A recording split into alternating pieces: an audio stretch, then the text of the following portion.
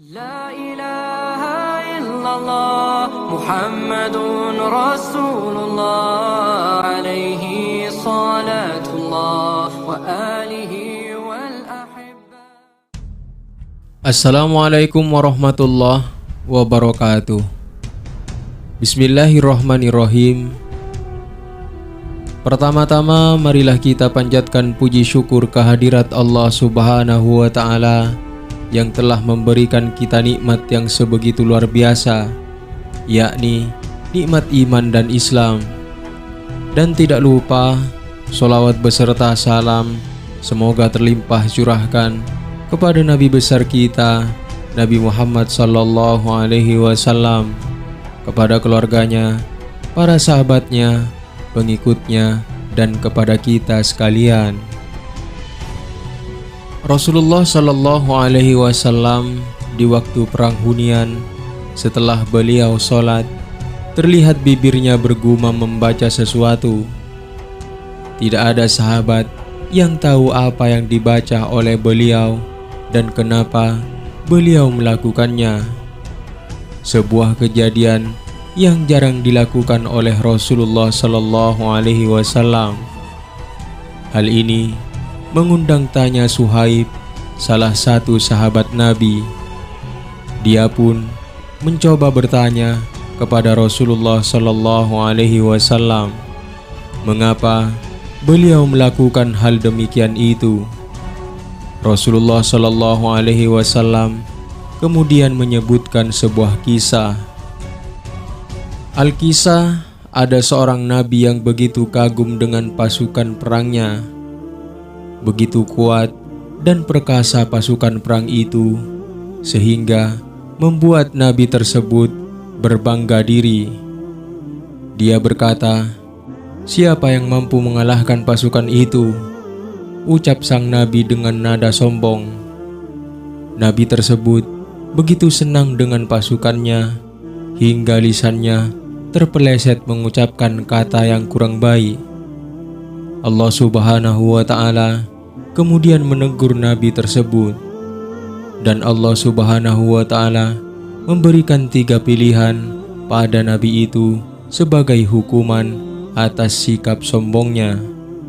Pertama, pasukan itu dikalahkan oleh musuh. Yang kedua, pasukan itu dirudung kelaparan. Adapun yang ketiga, pasukan itu diambil nyawanya oleh Allah Subhanahu wa Ta'ala ataupun meninggal.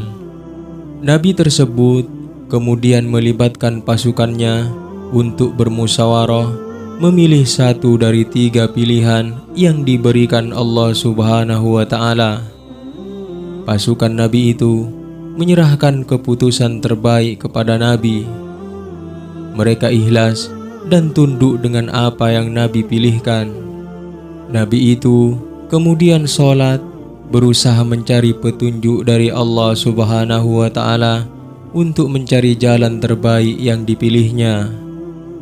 Nabi tersebut kemudian mendapat pencerahan bahwa apabila dia memilih pasukannya dikalahkan musuh, maka mereka akan hidup hina dan tertawan.